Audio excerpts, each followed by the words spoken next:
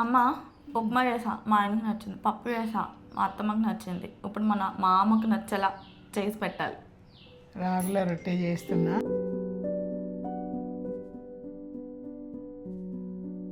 ఇది ఒక్కటి సరిపోతుంది అమ్మ, అంతే, ఇంకేం అవసరం లేదు.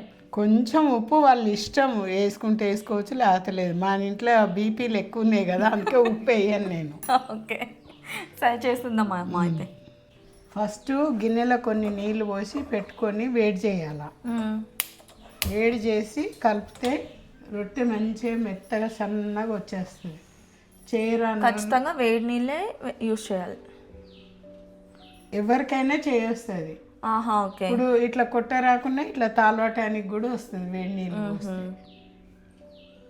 కాదమ్మా, నాకు ఈ ప్యాన్ డౌట్ ఉంది, నాన్ స్టిక్లో చేయొచ్చు కదా? నాన్ స్టిక్లో చేస్తే రొట్టె మంచిగా కాలదు. ఎందుకలా అంటే? ఇది జొన్నది రాగులది కదా, కాలవు. చపాతీలు కూడా సరిగ్గా కాలవు దాని మీద. అందుకని అల్యూమినియం ఓన్లీ నూనె లేకుండా దోశలు వేసుకోవడం అలాంటివి వస్తాయి, కానీ ఇట్లాంటివి రావు, అతుక్కపోతుంది మొత్తం. ఓకే. దీనికి ఇది మంచిగా గాలుతుంది కనుక టక్కున లేస్తుంది.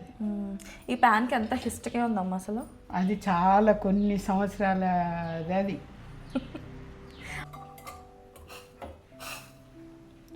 నేను గిన్నెలలో కూడా విసుక్కొని ఇలానే విసుక్కుంటాను నేను.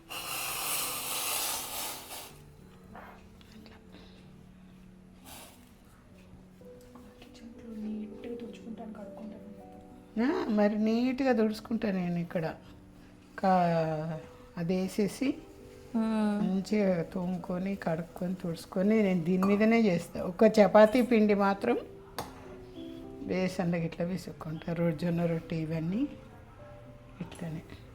అసలు జొన్న రొట్టెకి వేరే ఉంటాయి టొమాటో, అవి రొట్టెలు పిసికేటి, దాని మీద పిసికితే ఇంకా బాగా వస్తాయి.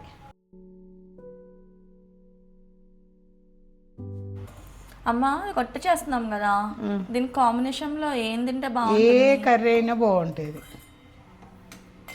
మటన్లో కానీ చికెన్లో కానీ ఏ కర్రీ అయినా కానీ, పప్పులో కానీ, ఇంట్లో ఏం చేసుకొని తిన్నా బాగుంటుంది. దీన్ని బాగా పిసకాలి, పిసికితేనే రొట్టె వస్తుంది, లేకపోతే రాదు. నెక్స్ట్ నువ్వు చెయ్యే, చూస్తా. నువ్వు చేసేటప్పుడు పిలువు, నేను చూస్తుంటే నువ్వు చెయ్యి, ఎలా చేస్తావో చూస్తా. ఓకే, కానీ మీరు చెప్పాలమ్మా ఏం చేయాలని. చెప్తేనే. ఓకే, అలా అయితే ఓకే. మేము అప్పుడు అన్నంది గంజి వంపేవాళ్ళం, ఆ గంజితోటి రొట్టె చేసేవాళ్ళం. అవునా? అంటే ఇప్పుడు వేడి నీళ్ళ ప్లేస్లో అది వేసుకోవాలమ్మా? అది వేసుకోవాలి.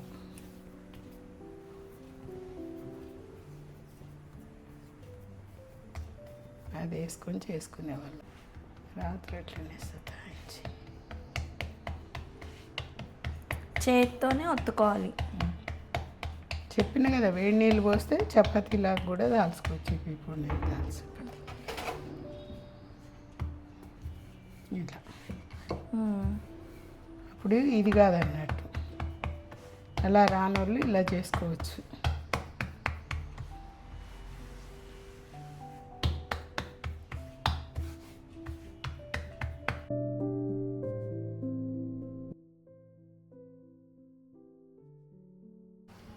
ఇలా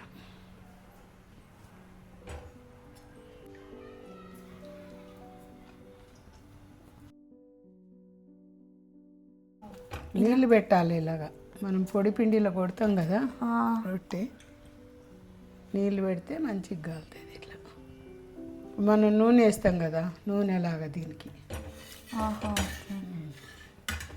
జొన్న రొట్టెకి కూడా ఇంతే కదమ్మా? ఇంతే కాలుతుంది. చపాతీ తిప్పినట్టు ఇది రాదమ్మా, అట్లా కాలితేనే వస్తుంది. ఇప్పుడు ఇట్లా కాలింది కదా, ఇట్లా వస్తుంది, లేకపోతే రాదు. రాగి రొట్టెలు రెడీ అయిపోయాయమ్మా.